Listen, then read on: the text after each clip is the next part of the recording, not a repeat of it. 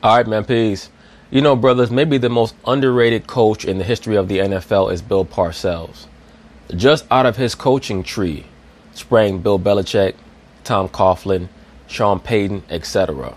His overall impact on the game of football rivals Bill Walsh in the last 20 years in regards to how his coaching tree has influenced the NFL. The reason why I'm saying that is what? Because Bill Parcells is very much acquainted with the NFC East. He was the head coach of both the New York Giants in the 1980s and the Dallas Cowboys in the early 2000s. So one would think that he may be able to provide an impartial perspective on what he deems to be the best teams coming out of the NFC this season. And he states that he believes that the Dallas Cowboys are going to be a serious threat to come out of the NFC East.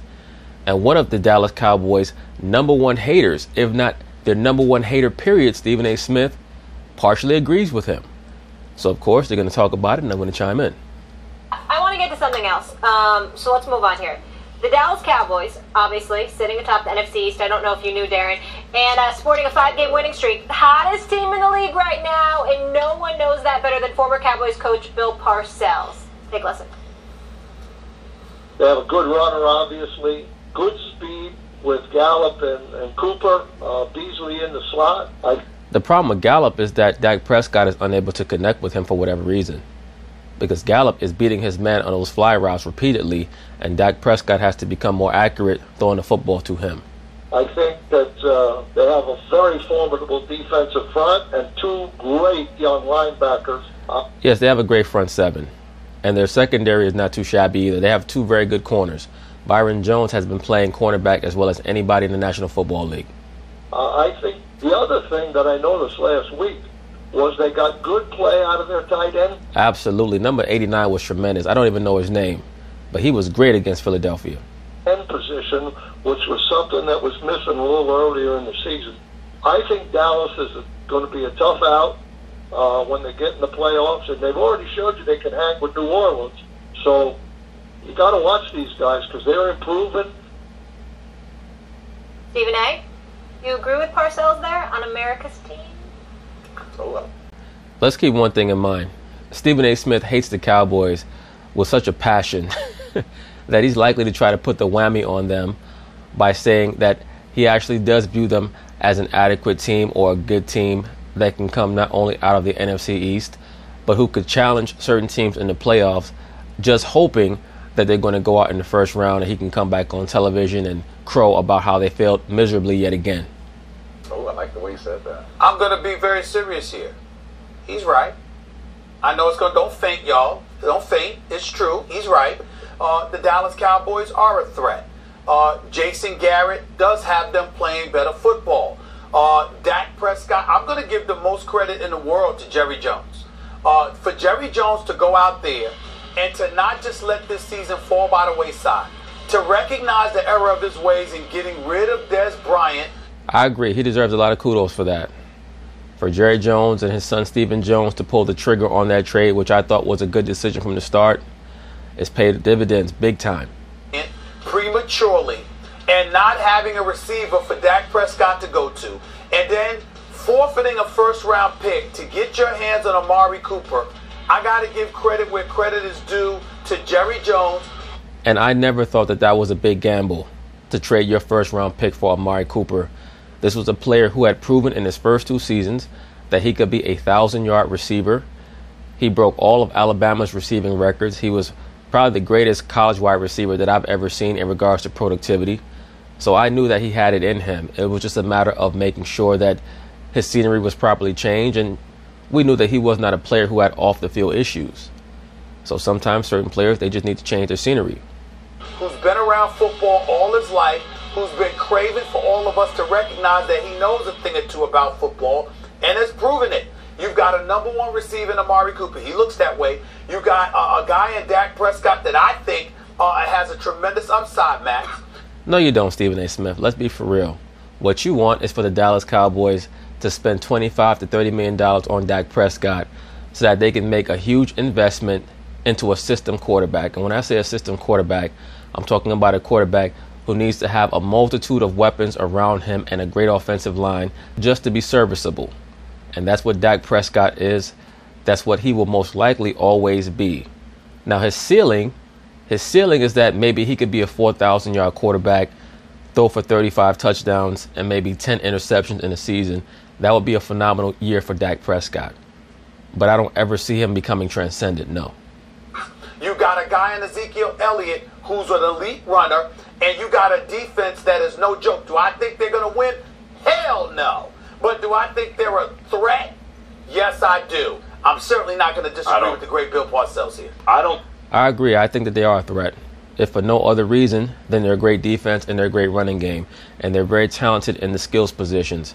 Their only shortcoming is Mr. Dak Prescott, and whether or not he can elevate his game when they need him to. I don't see them as a threat, and that's... It depends on your definition of a threat. Would you be shocked to see the Dallas Cowboys get to the second round and maybe go to New Orleans or LA and have the game be 24-21 with 5 minutes left? I wouldn't be shocked by that. Because as much as I like Dak, I've been seeing him just not just miss guys on the field, but miss open guys. He doesn't even see them. I agree. I do not think he's played very well this season, even when the numbers in... I think that he's played better than people give him credit for. I think that having that star on his helmet makes him privy to a great deal of scrutiny that he probably would not be privy to if he played for Tampa Bay or the Arizona Cardinals or someplace like that. I think that if he played for one of those franchises, people would be more likely to give him credit for the good things that he's doing as opposed to harping on all his mistakes. And even I do it because I'm on record as stating that the 455-yard passing game that he had against the Philadelphia Eagles is probably the worst 450-yard passing day that I've ever seen any quarterback have. It's amazing to me that he was something like 35 or 47 in connectivity or in accuracy, because it seemed to me like he missed so many passes. Numbers indicate that he has, even when he's been big on some important third downs, which is the type of player I think he is and hope he can be. And ever since we saw him in the preseason last year or 2 years ago, I thought this guy has something, right?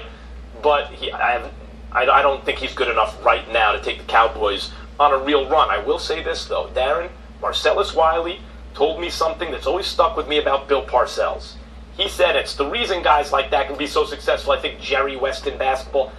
He said that Bill Parcells can watch you work out for 30 seconds. And in 30 seconds, he can tell you everything you can do and everything you can't do. Marcellus told me he's never seen anything like it. So when Parcells says he gave it the eyeball test and he said be concerned about them, I am concerned about them. Yeah, and you should be, because, Parcells, I was with him for 2 years, and I tell you, I learned more in 2 years than I learned in the first 11 years of my pro career. But the one thing... Wow, that's saying something, because he played under Jimmy Johnson. Once again, Bill Parcells is probably the most underrated coach in modern NFL history.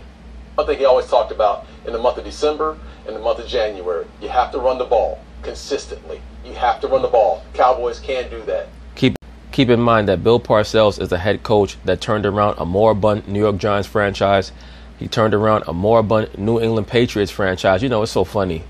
For people who've only been watching football for 15 years, and you've been watching the Patriots for 15 years, all you know is success.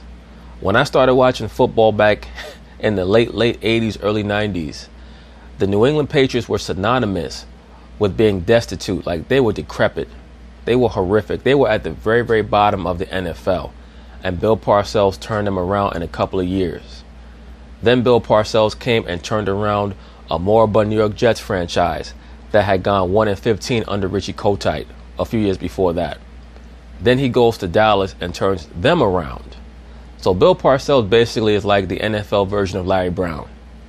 That they have a defense that can travel, and they play and they rush the passer. And those are the two things that he always focused on. And then the third, which has been a problem for the Cowboys, is taking care of the ball. That is my concern for the Dallas Cowboys. I think the other two, they run the ball well with Zeke, they rush the passer with their defense, but Dak has to take care of the football. He can't put the ball on the ground. I think they're a threat to everyone in the NFC except the Rams and the Saints. Darren, always good to see you. We'll check you out on NFL Live a little bit later. That's Molly Karam trying to throw little darts at Stephen A. Smith. Stephen A. just chilling. He's like, no problem. You wait till the Cowboys lose. But anyway, we'll see how far the Cowboys go. I do think that there's a ceiling on where they can go. because you can't quite trust their quarterback yet. But we'll see. Hopefully, Dak Prescott will prove me wrong and surprise me. So peace.